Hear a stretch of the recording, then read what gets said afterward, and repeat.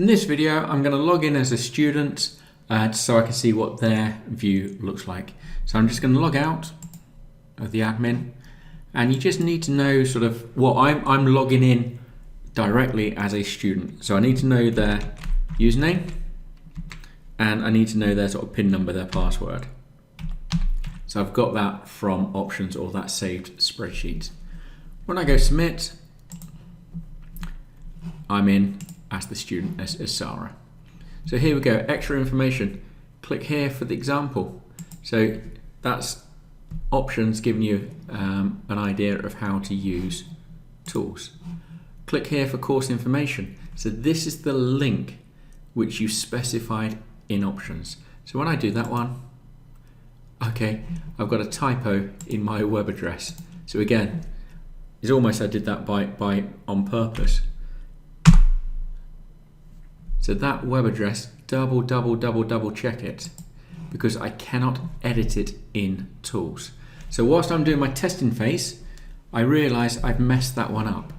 So it would be a case of coming back to set up the students and parameters, and there it is.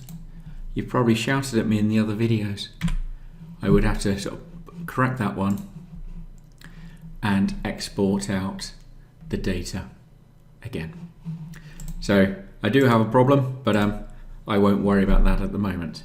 So, because I haven't done any configurations, all options and tools is asking that me as a student for is 4 choices. So I would like to do child development as my choice number 1. So you need to get the students to put it in preference order. 2, 3, 4. A reserve. The first reserve is an R, so I don't know, I'll put an R there and an S there. So they're my choices. Click on submit. What is my career path? I don't know, professional timetabler. Confirm the choices. Here we go. Click here if you'd like an email confirmation.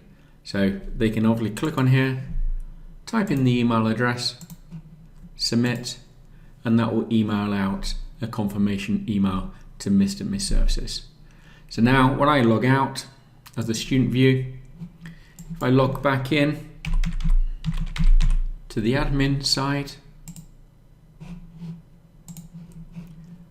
okay, come down to list the students, say step 7. Now I can see that Sarah has made her choices. I can obviously view them in here, so I can have a little look. I can even edit the choices if I wanted to from here. Obviously I've just been playing around, so I'll just undo those choices. So again, if I just log back in as Sarah, Sains,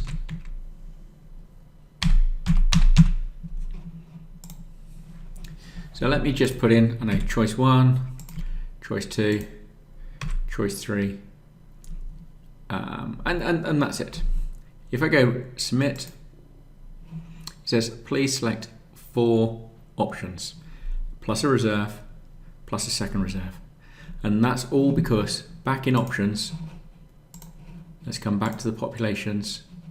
Oops, missed that one. If I come back to here,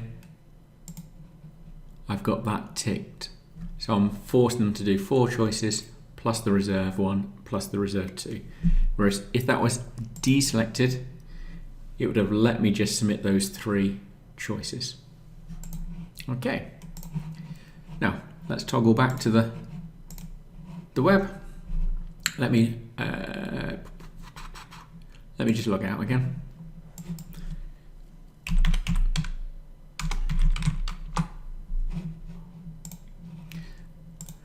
Couple things. In terms of the list of the students, I've got to click here if you wish the students to self-edit. So when Sarah had submitted her choices, if she tried to log in again, it wouldn't have allowed her back in because she'd already made her her choices. So it would be a case that she had to come to us, I'd have to undo them, or we could edit them together. If you wish the student to self-edit, click here and allow them to change their choices. So you put a C there and submit. So first thing is, if you're just asking for a free choice, so student, parent, out of all these subjects, can you rank them 1, 2, 3, 4, reserve 1, reserve 2? That's all we need to do. If you want to ask the student to pick, say, a language, a humanities, and a couple of free choices, then what we're going to do in the next video is set up our sections.